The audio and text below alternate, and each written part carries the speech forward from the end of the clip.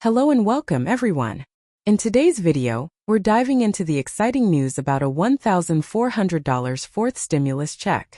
This check is aimed at supporting between 50 million and 100 million people who are low-income or fixed-income beneficiaries. These include Social Security Retirement, Disability (SSD), Survivors, Spousal Benefits (SSI), VA, RRB, low-income, no-income individuals, seniors, older adults, and people with disabilities. Let's get into all the details right now. Now, obviously, this is a hot-button issue and a very popular question I get every single day. But I want to focus on the $1,400 fourth stimulus check, which is the main topic today. First, can I ask a quick question? If you received a $1,400 check right now, how would you use that money? I'm really curious, so please share in the comments below. I understand everyone's situation is different, and I'm just interested in knowing how you would use that money. Whether you need it for bills, groceries, medical expenses, or something else, let me know. And if you don't want to answer, that's totally fine. I'm just very curious if there's a common need among us. Remember the stimulus checks from a couple of years ago? Those checks went out to about 85% of the population, which covered roughly 282 million people.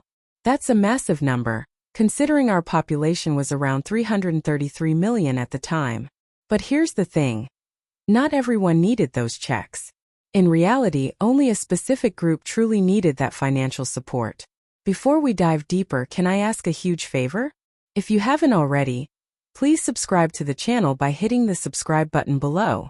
It's totally free, and I'm here for you every single day, watching the headlines, doing the research, and advocating on your behalf. I understand the struggle out there, and I'm here to help you navigate these tough times. Now let's talk details. The previous stimulus checks contributed to some inflation, but not as much as people think. Over $6 trillion was printed in about 12 months, with the stimulus checks totaling around $850 billion. That's only a fraction of the total money printed. So, while the checks did contribute to inflation, they weren't the sole cause. Let's break down the $1,400 check for 50 million people. That would cost about $70 billion. Now, $70 billion might sound like a lot, but in the grand scheme of things, it's really not. The government spends much more on other programs and initiatives. A $1,400 check for 100 million people would cost $140 billion, still a fraction of what was previously spent. The key here is targeting the people who truly need the money. Studies have shown that low-income individuals spend their checks quickly, which helps stimulate the economy. Higher-income individuals tend to save their money, which doesn't have the same economic impact. So, focusing on those who need it most is the best approach. Imagine if the government sent out ongoing monthly checks to low-income and fixed-income individuals for a few months. This would still cost significantly less than sending checks to everyone. For example, a $1,400 check for 100 million people 3 times would cost $420 billion. That's still less than half of the $850 billion spent on the previous stimulus checks. The goal is efficiency. By targeting a smaller specific group, we can achieve the same economic impact without overspending. This approach would help those in need and stimulate the economy effectively. Remember, no new stimulus check has been approved yet, but it's something to watch closely. In the event of another economic downturn, the government might take this more efficient approach. If you're a low-income or fixed-income beneficiary, keep an eye on these developments. Long story short, if the government decides to issue another stimulus check, focusing on those who need it most is the best strategy. This way, we can help the economy and support those in need, without causing unnecessary inflation. Now let's take a look at the big picture. Over the course of a 1-year period, 3 checks went out, totaling a whopping $850 billion. But here's something interesting. If they were to send out just a one-off $1,400 check to, say, 50 million people, how much do you think that would cost? If you're decent at math, you probably know the answer is $70 billion. Yes, you heard that right, $70 billion. In the grand scheme of things, that's nothing. They give away $70 billion all across the globe more easily than they offer it to us here in the country. Just saying, we know the details about this, right? Now let's take it a step further. If they were to offer a $1,400 check to 100 million people, a one-time payment, that would be $140 billion. Again, not much when you consider they sent out $850 billion over that 1-year period. So what's the point here? Why am I saying all this? We've seen the studies, the statistics, and the numbers over the last several years. You've heard me talk about them before in other videos. Many reports have shown that we kind of blew it when it came to the stimulus checks. They really dropped the ball. A lot of studies have come out and shown that, going forward, in the event of another stimulus check being needed, it would be more efficient. By the way, no stimulus check has been approved right now. I always say this in my videos, a stimulus check has not been approved. Will something be approved?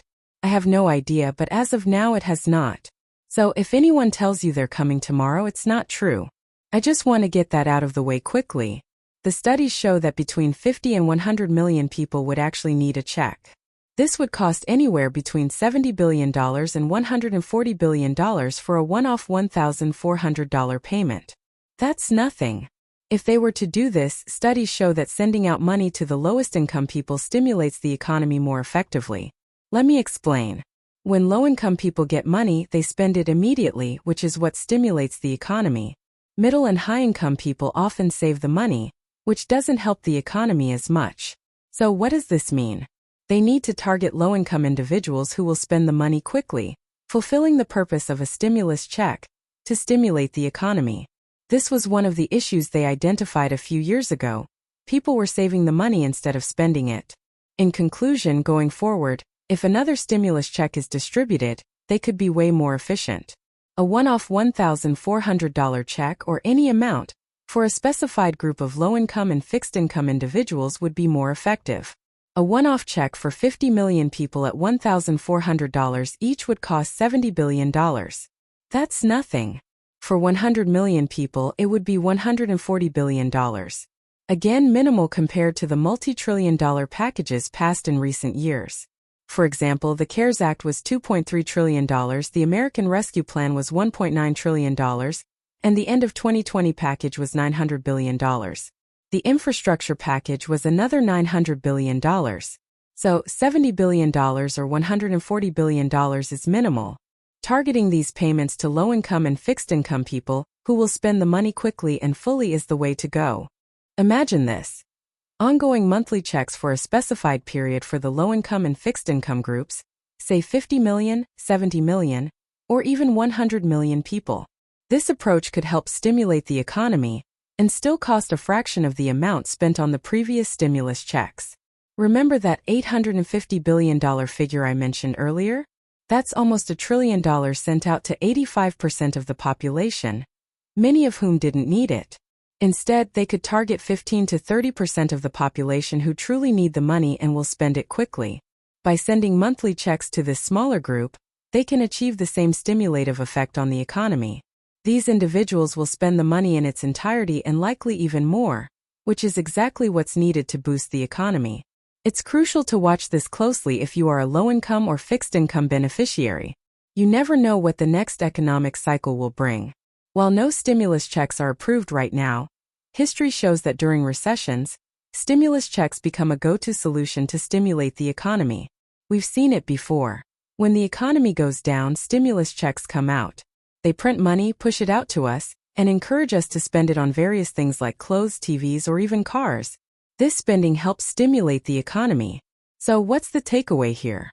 Maybe next time they'll take a more efficient approach. They might realize that last time they caused a lot of inflation by printing $6 trillion. This time they could be more strategic by targeting only those who will spend the money quickly. Investing stimulus money in the market or in crypto does not stimulate the economy. The purpose of stimulus checks is to be spent on goods and services, not to be saved or invested. If another round of checks is approved, they might send them to only 15 to 30% of the population, with one-off or ongoing monthly checks for a few months. This approach would cost significantly less than what was spent in previous years. For instance, three $1,400 checks to 100 million people would cost about $420 billion. That's half of the $850 billion spent previously. Helping 100 million low-income individuals with $1,400 checks 3 times would cost less than half of the previous total. Do you see the logic here? Efficiency is key. In my opinion, this approach is very logical and efficient. Passing trillion-dollar packages is common, so allocating $70 billion, $140 billion, or even $420 billion is minimal in comparison. The inflationary impacts would also be minimal. While there may be some inflation, it would be much less than what we saw in the past few years. So, to sum it up, sending targeted checks to those who will spend the money quickly can stimulate the economy efficiently. If you haven't done so, please subscribe to our channel. It's totally free. Share this video with your friends and on social media. Check out our other videos in the video library, or those linked in the description or comments. Thank you for watching. Have a great day, and I'll catch you in the next video.